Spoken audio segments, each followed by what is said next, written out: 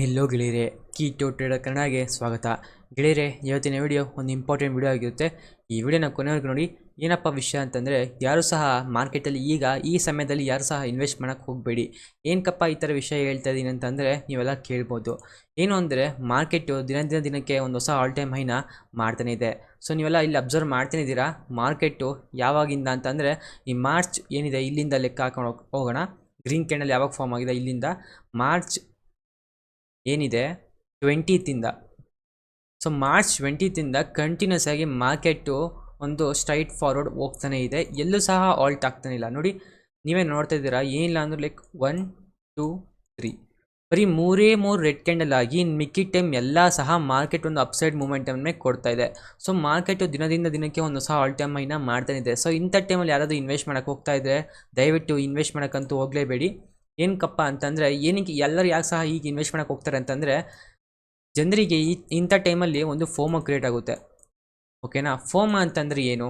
Fear of missing out ಅಂತ ಅಂದ್ಬಿಟ್ಟು FOMO ಅಂತಂದರೆ ಏನಪ್ಪ ಅಂದರೆ, ನೀವೆಲ್ಲ ದಿನಕ್ಕೆ ನ್ಯೂಸಲ್ಲಿ ನೋಡ್ತಾನೆ ಇರ್ತೀರಾ. ಮಾರ್ಕೆಟ್ ಇಷ್ಟು % ಹೋಗ್ತಿದೆ, ಮಾರ್ಕೆಟ್ ಇಷ್ಟು % ರಿಟರ್ನ್ ಕೊಟ್ಟಿದೆ, ಈ ಸ್ಟಾಕ್ ಇಷ್ಟಕ್ಕೊಂದು ದೊಡ್ಡ ಮೂವ್ಮೆಂಟ್ ಕೊಟ್ಟಿದೆ, ಒಂದು ಹೊಸ ಆಲ್ ಟೈಮ್ ಹೈನ ಕ್ರಿಯೇಟ್ ಮಾಡಿದೆ, ಮಾರ್ಕೆಟ್ ಒಂದು ಹೊಸ ರೆಕಾರ್ಡ್ನ ಕ್ರಿಯೇಟ್ ಮಾಡಿದೆ, ಹಿಸ್ಟ್ರಿ ಕ್ರಿಯೇಟ್ ಮಾಡಿದೆ. ಈ ಥರ ಎಲ್ಲ ಸಹ ನ್ಯೂಸಲ್ಲಿ ಅಥವಾ ಯಾವುದೇ ಒಂದು ಸೋಷಿಯಲ್ ಮೀಡಿಯಾದಲ್ಲಿ ಓಡಾಡ್ತಾನೆ ಇರುತ್ತೆ. ಸೊ ಇದನ್ನು ಅಬ್ಸರ್ವ್ ಮಾಡಿದ ತಕ್ಷಣ ನಾವು ಏನಾಗ್ತೀವಿ ಅಂದರೆ ಫೋಮೋಗೆ ಒಳಗಾಗ್ತೀವಿ. ಅಂದರೆ ಏನು ಅಂತಂದರೆ, ಎಕ್ಸಾಂಪಲ್ ಒಂದು ಸ್ಟಾಕ್ಸ್ ಅಂತ ಅಂದ್ಕೊಳ್ಳೋಣ.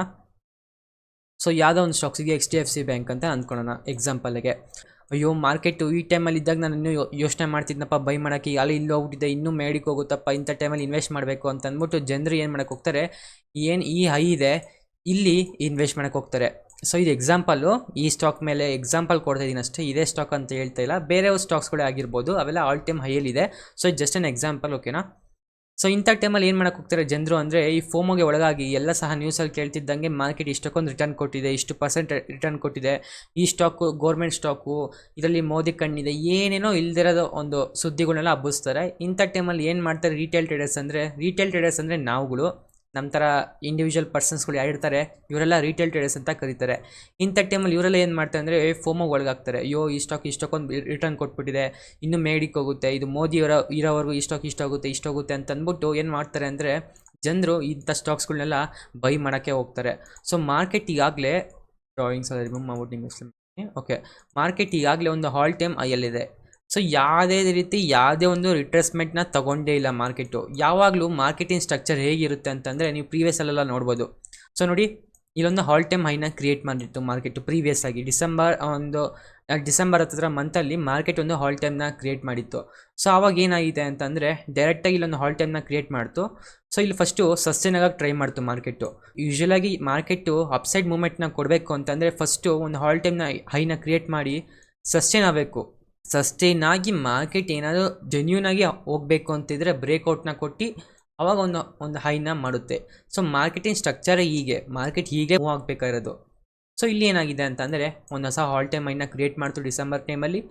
ಆಮೇಲೆ ನನಗೆ ಸಡನ್ನಾಗಿ 5% ಡೌನ್ಫಾಲ್ನ ಕೊಟ್ಬಿಡ್ತು ಮಾರ್ಕೆಟು. ಸೊ ಅವತ್ತು ಏನಾದರೂ ನ್ಯೂಸ್ ಇತ್ತು ಅಂತಂದರೆ, ಆಬ್ವಿಯಸ್ಲಿ ನ್ಯೂಸ್ ಒಂದು ಸ್ವಲ್ಪ ನೆಗೆಟಿವ್ ಇದ್ದರೂ ಇರಬಹುದು, ಬಟ್ ಮಾರ್ಕೆಟು ಯಾವುದೇ ರೀತಿ ನ್ಯೂಸ್ಗೆ ಫುಲ್ ಡಿಪೆಂಡ್ ಆಗಿ ಇರಲ್ಲ. ಕೆಲವೊಮ್ಮೆ ಮಾರ್ಕೆಟ್ ಸೆಂಟಿಮೆಂಟ್ಸ್ ಸಹ ಅರ್ಥ ಮಾಡ್ಕೋಬೇಕಾಗಿರುತ್ತೆ.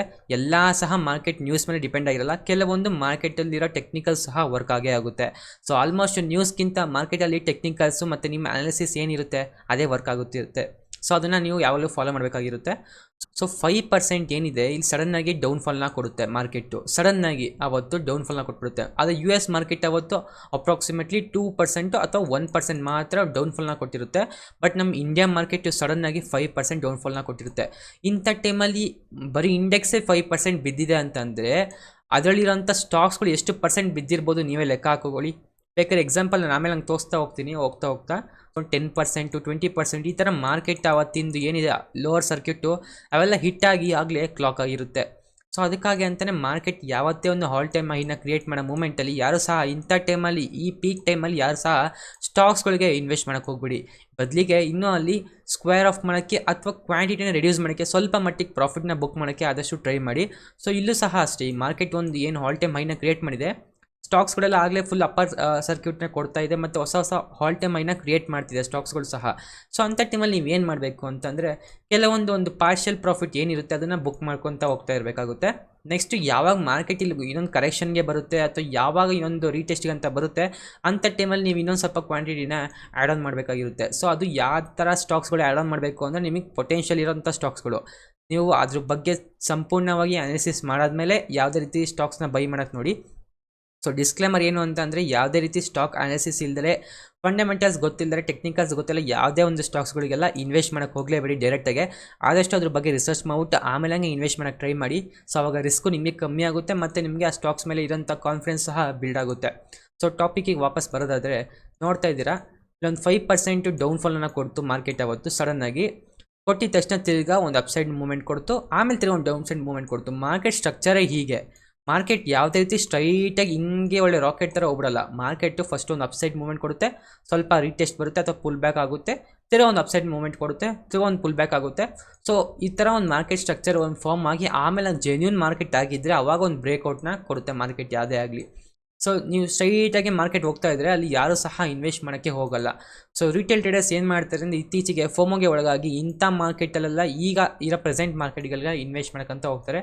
ಸೊ ಇದು ತುಂಬಾ ರಿಸ್ಕಿ ಆಗಿರುತ್ತೆ. ಯಾರು ಸಹ ಇಂಥ ಕೆಲಸನ ಮಾಡೋಕ್ಕೆ ಹೋಗಲೇಬೇಡಿ. ಆದಷ್ಟು ಇಂಥ ಟೈಮಲ್ಲಿ ಸ್ಟಾಕ್ಸ್ಗಳನ್ನ ಅನಾಲಿಸಿಸ್ ಮಾಡ್ಕೊಂಡು ಇಟ್ಕೊಂಡಿರಿ, ಫಂಡಮೆಂಟಲ್ ಸ್ಟಾಕ್ಸ್ಗಳೆಲ್ಲ ಅನಾಲಿಸಿಸ್ ಮಾಡಿ ಇಟ್ಕೊಂಡಿರಿ. ಆಮೇಲೆ ಹಂಗೆ ಬೇಕಾದ್ರೆ ಮಾರ್ಕೆಟ್ ಯಾವಾಗ ಒಂದು ಕರೆಕ್ಷನಿಗೆ ಬರುತ್ತೆ ಅಂಥ ಟೈಮಲ್ಲಿ ಅವಾಗ ನೀವು ಮಾರ್ಕೆಟ್ಗೆ ಇನ್ವೆಸ್ಟ್ ಮಾಡಬೇಕಾಗಿರುತ್ತೆ. ಸೊ ಮಾರ್ಕೆಟ್ ಸ್ಟ್ರಕ್ಚರೇ ಆಗಿರುತ್ತೆ. ಮಾರ್ಕೆಟ್ ಯಾವುದೇ ರೀತಿ ಸ್ಟ್ರೈಟಾಗಿ ಒಂದೇ ಸರಿ ಅಪ್ಸೈಡ್ ಮೂಮೆಂಟ್ನ ಕೊಡೋಲ್ಲ. ಆದಷ್ಟು ಮಾರ್ಕೆಟ್ ಸಸ್ಟೈನ್ ಆಗಿಬಿಟ್ಟು ಆಮೇಲೆ ಒಂದು ಜೆನ್ಯೂನ್ ಮಾರ್ಕೆಟ್ ಆಗಿದೆ ಅವಾಗ ಅದು ಬ್ರೇಕ್ಔಟ್ನ ಕೊಡುತ್ತೆ. ಸೊ ಇಲ್ಲಿ ನೋಡ್ತಾ ಇದ್ದೀರಾ ನೀವು ಮಾರ್ಕೆಟ್ ಇಲ್ಲಿ ಏನು ಫಾರ್ಮ್ ಆಗಿದೆ ಸ್ಟ್ರೈಟಾಗಿ ಹಿಂಗೆ ಹೋಗಿದೆ, ಯಾವುದೇ ರೀತಿ ಹಾಲ್ಟ್ ಇಲ್ಲ, ಏನಿಲ್ಲ. ಹಾಲ್ಟ್ ಆದರೂ ಅದು ಗ್ರೀನ್ ಕ್ಯಾಂಡಲಲ್ಲಿ ಅಟ್ಲೀಸ್ಟ್ ಒಂದು 2 days 1 day ಮಾತ್ರ ಹಾಲ್ಟ್ ಆಗ್ತಿದೆ. ಮಾರ್ಕೆಟ್ ಯಾವುದೇ ರೀತಿ 2 ಅಥವಾ 1 day ಮಾತ್ರ ಹಾಲ್ಟ್ ಆಗಲೇಬಾರ್ದು. ಮಾರ್ಕೆಟ್ ಯಾವತ್ತಿದ್ರೂ ಒಂದು ಅಪ್ಸೈಡ್ ಮೂಮೆಂಟ್ನ ಕೊಟ್ಟಾದ್ಮೇಲೆ ಸ್ವಲ್ಪ ಒಂದು 0.5% ಮಿನಿಮಮ್ ರೀಟೆಸ್ಟಿಗೆ ಬರಲೇಬೇಕು.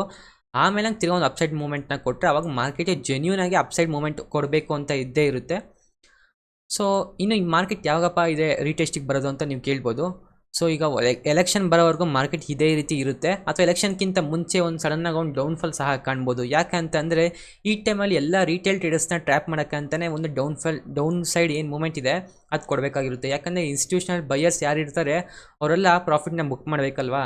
ಸೊ ಅದಕ್ಕಾಗಿ ಅವ್ರು ಏನು ಮಾಡ್ತಾರೆ ಅಂದರೆ ಫಸ್ಟು ಯಾರ್ಯಾರು ಇಲ್ಲೆಲ್ಲ ಬೈ ಮಾಡಿರ್ತಾರೆ ಇಲ್ಲಿ ಅಥವಾ ಇಲ್ಲಿ ಅಥವಾ ಇಲ್ಲಿ ಈ ಥರ ಕ್ವಾಂಟಿಟಿನ ಯಾರು ಆ್ಯಡ್ ಆನ್ ಮಾಡಿರ್ತಾರೆ ಸ್ಟಾಕ್ಸ್ಗಳಿಗೆಲ್ಲ ಅವ್ರಿಗೆಲ್ಲ ಫಸ್ಟು ಎಕ್ಸಿಟ್ನ ಕೊಡಿಸುತ್ತೆ. ಇವತ್ತೇ ಅಂತ ಹೇಳೋಕ್ಕಾಗಲ್ಲ, ಮಾರ್ಕೆಟ್ ಇವತ್ತೇ ಹಿಂಗೆ ಬೀಳ್ಬೋದು ಅಥವಾ ಇನ್ನೊಂದು 2 ಕ್ಯಾಂಡಲ್ ಈ ಥರ ಹಿಂಗೆ ಆಗ್ಬಿಟ್ಟು ಮಾರ್ಕೆಟ್ ಸ್ವಲ್ಪ ಮೂಮೆಂಟ್ನ ಕೊಟ್ಬಿಟ್ಟು ಆಮೇಲೆ ಸಡನ್ನಾಗಿ ಡೌನ್ಫಾಲ್ ಕೊಡ್ಬೋದು. ಸೊ ಯಾವ ಥರ ಆದರೂ ಆಗ್ಬೋದು, ಬಟ್ ರೆಡಿಯಾಗಿರ್ಬೇಕು. ನಾವು ಯಾವುದೇ ಒಂದು ಸಿನಾರಿಯೋ ಬರಬೇಕಂದ್ರೆ ನಾವು ಅದಕ್ಕೆ ರೆಡಿಯಾಗಿರಬೇಕು.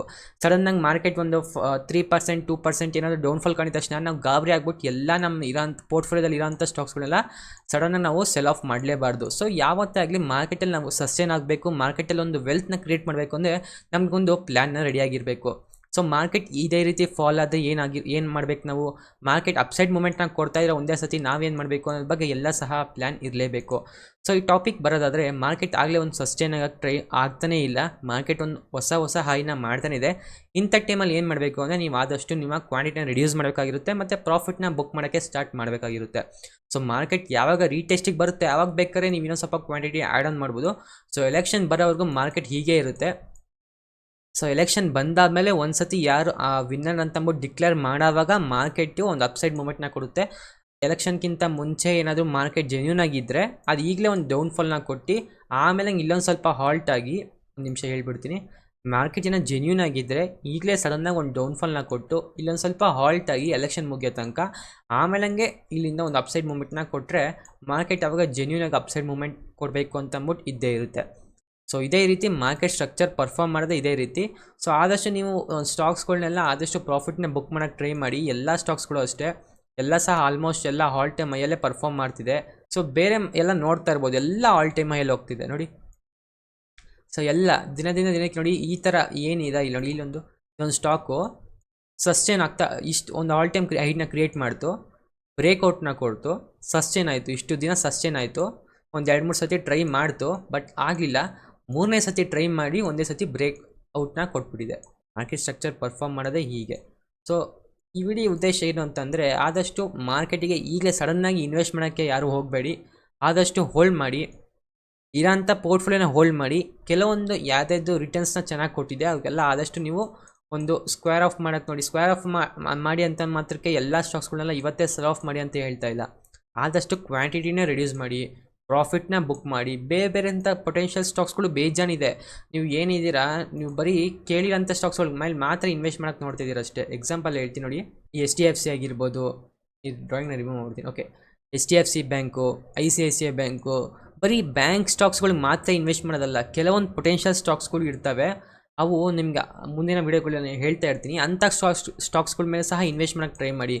ಈ ಬ್ಯಾಂಕ್ ಸ್ಟಾಕ್ಸ್ಗಳು ಮತ್ತು ಏನು ಗೌರ್ಮೆಂಟ್ ಸೆಕ್ಟರ್ ಸ್ಟಾಕ್ಸ್ಗಳು ಇರ್ತವೆ ಇವೆಲ್ಲ ಆದಷ್ಟು ಸಸ್ಟೈನ್ ಆಗೋಕ್ಕೆ ಮತ್ತು ಆದಷ್ಟು ಲೈಕ್ ಒಂದೇ ಒಂದು ರೇಂಜಲ್ಲಿ ಓಡಾಡ್ತಾ ಇರುತ್ತೆ. ಯಾವಾಗ ಒಂದು ಮಾರ್ಕೆಟು ಅಥವಾ ಯಾವಾಗ ಈ ನೋಡಿ ಬ್ಯಾಂಕ್ ಸ್ಟಾಕ್ಸ್ಗಳು ಯಾವ ಥರ ಪರ್ಫಾರ್ಮ್ ಮಾಡುತ್ತೆ ಅಂದರೆ, ಈ ಬ್ಯಾಂಕ್ ಇದೊಂದು ಆಲ್ ಟೈಮ್ ಹೈನ ಕ್ರಿಯೇಟ್ ಮಾಡಿದ ತಕ್ಷಣ ಈ ಬ್ಯಾಂಕ್ ಒಂದು ಡೌನ್ಫಾಲ್ ಹಂಗೆಲ್ಲ ಕೊಡಲ್ಲ. ಎಲ್ಲ ಬ್ಯಾಂಕ್ಗಳು ಸಹ ಒಂದೇ ರೀತಿ ಪರ್ಫಾರ್ಮ್ ಮಾಡೋಕ್ಕೆ ಆದಷ್ಟು ಟ್ರೈ ಮಾಡ್ತಾ ಇರುತ್ತೆ. ಎಲ್ಲ ಬ್ಯಾಂಕು ಸಹ ಒಂದೇ ಲೆವೆಲ್ ಸಸ್ಟೈನ್ ಆಗ್ತಾ ಇದೆಯಾ, ಸೊ ಇನ್ನೊಂದು ಬ್ಯಾಂಕು ಸಹ ಒಂದೇ ಲೆವೆಲ್ ಸಸ್ಟೈನ್ ಆಗ್ತಿರುತ್ತೆ. ಹೇಗೆ ವರ್ಕ್ ಆಗುತ್ತೆ ಅಂದರೆ, ಎಕ್ಸಾಂಪಲ್ ಹಿಂಗೆ ಹೇಳ್ತೀನಿ ನೋಡಿ, ಇದು HDFC ಬ್ಯಾಂಕು, ಇದು ರೆಸಿಸ್ಟೆನ್ಸ್ ಹತ್ರ ಇದೆ, ಸೊ ಒಂದು ಡೌನ್ಫಾಲ್ನ ಕೊಟ್ಟಿರುತ್ತೆ. ಆದರೆ ICICI ಬ್ಯಾಂಕು ಒಂದು ಸಪೋರ್ಟ್ ಲೆವೆಲ್ ಇರುತ್ತೆ, ಒಂದು ಡೌನ್ಫಾಲ್ನ ಕೊಟ್ಟಿರುತ್ತೆ, ಈಗ ಒಂದು ರೀಟೆಸ್ಟಿಗೆ ಬರ್ತಾ ಇರುತ್ತೆ. ಸೊ ಇಲ್ಲಿ HDFC ಬ್ಯಾಂಕು ಬೀಳೋ ಮೂಮೆಂಟಲ್ಲಿ ಇರುತ್ತೆ, ಅಲ್ಲಿ ICICI ಬ್ಯಾಂಕು ಸಪೋರ್ಟ್ ಮೂಮೆಂಟಲ್ಲಿ ಇರುತ್ತೆ. ಸೊ ಮಾರ್ಕೆಟು ಈ ಥರ ಇವೆರಡು ಕಾಂಬಿನೇಷನ್ ಇದ್ದಾಗ ಆದಷ್ಟು ಸಸ್ಟೈನ್ ಆಗೋಕ್ಕೆ ಟ್ರೈ ಮಾಡ್ತಿರುತ್ತೆ. ಸೊ ಅದಕ್ಕಾಗಿ ಇಂಡೆಕ್ಸ್ ಮೇಲೆ ಯಾವ ಸ್ಟಾಕ್ಸ್ಗಳೆಲ್ಲ ಇನ್ವೆಸ್ಟ್ ಮಾಡಿದ್ದೀರಾ ಆದಷ್ಟು ನಿಮ್ಮ ಪ್ರಾಫಿಟ್ನ ಬುಕ್ ಮಾಡ್ಕೊಳ್ಳಿ, ಸೇಫ್ ಆಗಿರಿ. ಇನ್ನು ಮುಂದೆ ತುಂಬ ಇದೆ ಇನ್ನು ಇನ್ವೆಸ್ಟ್ ಮಾಡೋಕ್ಕೆ, ಇನ್ನೂ ವೆಲ್ತ್ ಕ್ರಿಯೇಟ್ ಮಾಡೋದು ತುಂಬಾ ಇದೆ. ನಮ್ಮ ಚಾನಲ್ ಯಾರು ಸಬ್ಸ್ಕ್ರೈಬ್ ಮಾಡಿಲ್ಲ, ಇಲ್ಲೇ ಸಬ್ಸ್ಕ್ರೈಬ್ ಮಾಡ್ಕೊಳ್ಳಿ.